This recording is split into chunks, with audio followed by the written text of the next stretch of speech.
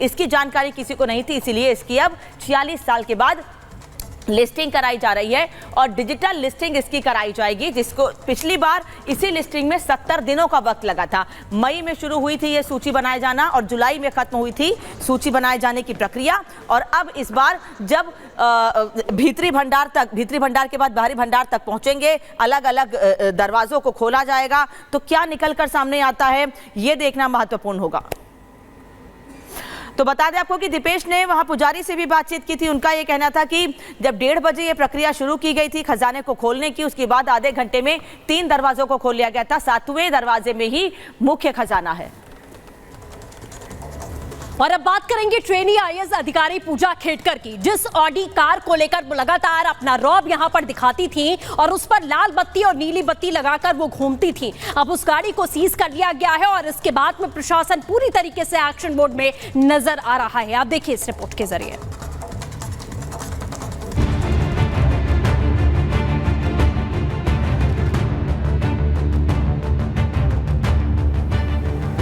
जिस trainee IAS को VIP treatment और कैबिन चाहिए था, अब उस पर शिकंजा कसता जा रहा है। जो ट्रेनी आईएएस अपनी ऑडी कार पर लाल निजी बत्ती लगाकर चर्चा में आई, अब उस पर एक्शन हो रहा है। पहले अपने तेवर, फिर ओबीसी सर्टिफिकेट पर सवाल उठाने के बाद अब जिस ऑडी कार का इस्तेमाल ट्रेनी आईएएस पूजा खेड़कर रौब जमाने के लिए कर रही थी, उसी कार को पुणे ट्रैफिक पुलिस ने सीज कर लिया।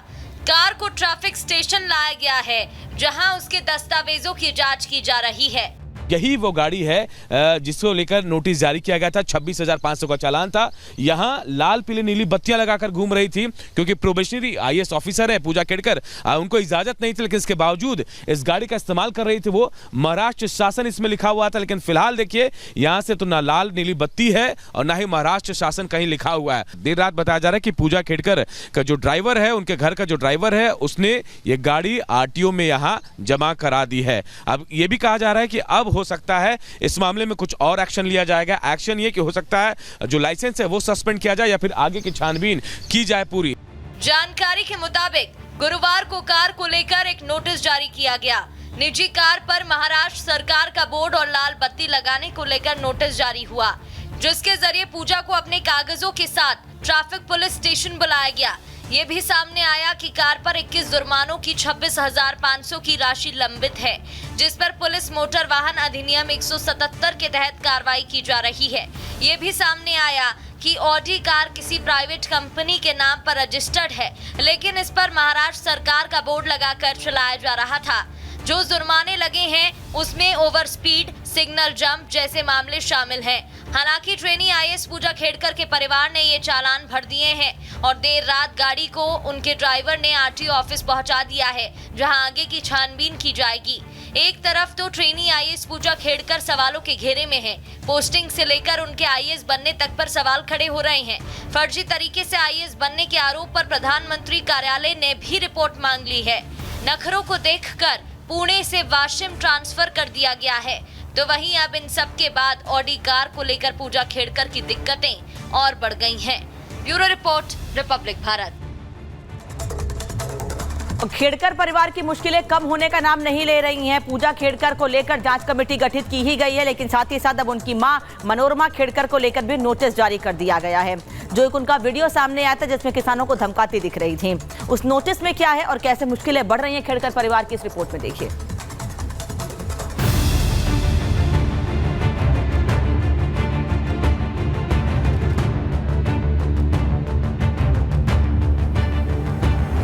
पैसों की हनक और रौबदार ठसक दिखाने वाले आईएएस की मां का गदर मचाना अब उसी पर भारी पड़ रहा है। पहले नक्शेबाज बेटी की डिमांड से हंगामा मचा, अब उसी की मवाली मां का लहजा और तेवर उसी पर भारी पड़ रहा है। आज महाराष्ट्र पुलिस पुणे के बंगला नंबर 12 पहुंची। ये वही बंगला है जिसमें रंगबाज मनोरमा खेड़कर अपने परिवार के साथ रहती है। इसी घर पर पुणे पुलिस ने नोटिस चस्पा किया। नोटिस जारी किया गया है और एक बार फिर पुलिस नोटिस लेकर यहाँ पहुंची है। तस्वीरें हम आपको दिखा रहे हैं। पुलिस की टीम बंगले पर एक बार फिर नोटिस चिपकाने पहुंची है। ये वो नोटिस है जो उन्हें पूछताछ के लिए बुलाया गया है और पुलिस की टीम यहाँ चतुश्रृंगी पुलिस जो है वो यहाँ पहुंची, क्योंकि बारिश हो रही थी। बारिश की वजह से नोटिस फट गया था, लेकिन इस बार देखिए लेमिनेशन करके नोटिस को लाया गया है, पूरी तरह से लेमिनेट किया गया है कि ताकि ये नोटिस फटे नहीं। पुणे में आईएएस ऑफिसर पूजा खेड़कर की मां का एक वीडियो सामने आया था जिसमें वो किसानों को गन दिखाते नजर आई थी, जिस पर पुणे पुलिस ने एक्शन लिया। पुलिस कमिश्नर ने मनोरमा को नोटिस जारी किया जो आर्म्स एक्ट के तहत दिया और 10 दिन में मामले पर जवाब मांगा है। और इसमें कहा गया है कि 10 दिन के अंदर मनोरमा खेड़कर को अपना जवाब देना होगा। उनके ऊपर उन्हें जो लाइसेंस मिला है हथियार का, उस लाइसेंस का नंबर भी यहाँ दिया हुआ है। लेकिन पुलिस ये भी बता रही है कि उन्होंने जो काम किया है, जो आर्म्स दिखाया था वहाँ किसानों को, उसके बाद पुलिस को ऐसा लगता है कि शायद जो आर्म्स उनको दिया गया है वो दूसरे लोगों के लिए खतरनाक है, जानलेवा साबित हो सकता है। ऐसे में 10 दिन का वक्त पुलिस ने इनको दिया है और कहा कि अगर जवाब नहीं देती है तो हो सकता है इनका लाइसेंस भी कैंसिल कर दिया जाए। इससे पहले पुलिस ने मनोरमा पर आर्म्स एक्ट के तहत केस दर्ज किया और उनके साथ उनके पति पर भी अवैध निर्माण को लेकर केस दर्ज किया और घर पर नोटिस चिपकाया जिसमें बंगला नंबर 12 में अवैध निर्माण तोड़ने का अल्टीमेटम दिया गया है। वहीं मनोरमा खेड़कर को पुलिस ने मीडिया को धमकी देने के मामले में भी पूछताछ के लिए बुलाया है। यानी एक बात तो साफ है कि जहां बेटी पूजा खेड़कर के दावों की कमेटी जांच कर रही है तो वहीं माता पिता की भी मुश्किलें चौतरफा बढ़ गई है। Bureau report, Republic Bharat.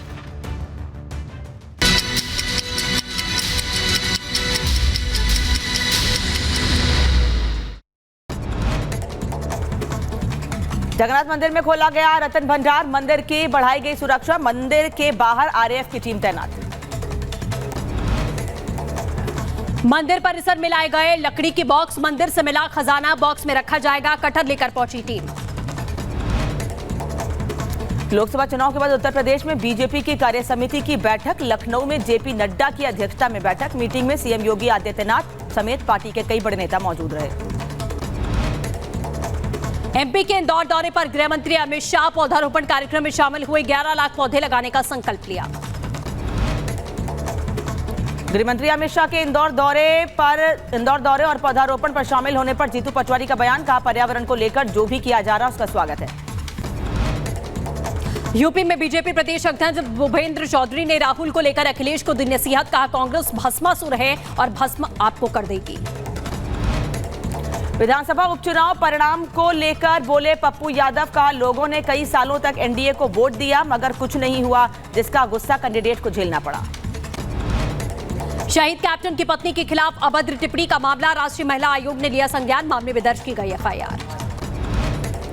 Tripura में पंचायत चुनाव से पहले सीपीआई नेता की हत्या, पार्टी ने राज्यव्यापी बंद का किया आह्वान, 12 घंटे का राज्यव्यापी बंद बुलाया। यूपी के अयोध्या में सरयू नदी का जलस्तर घटा, खतरे के निशान से नीचे पहुंचा नदी का जलस्तर, लोगों ने राहत की सांस ली। असम के मोरी गांव में लगातार बारिश से बढ़ा ब्रह्मपुत्र नदी का जलस्तर, मोरी गांव में बाढ़ जैसे हालात,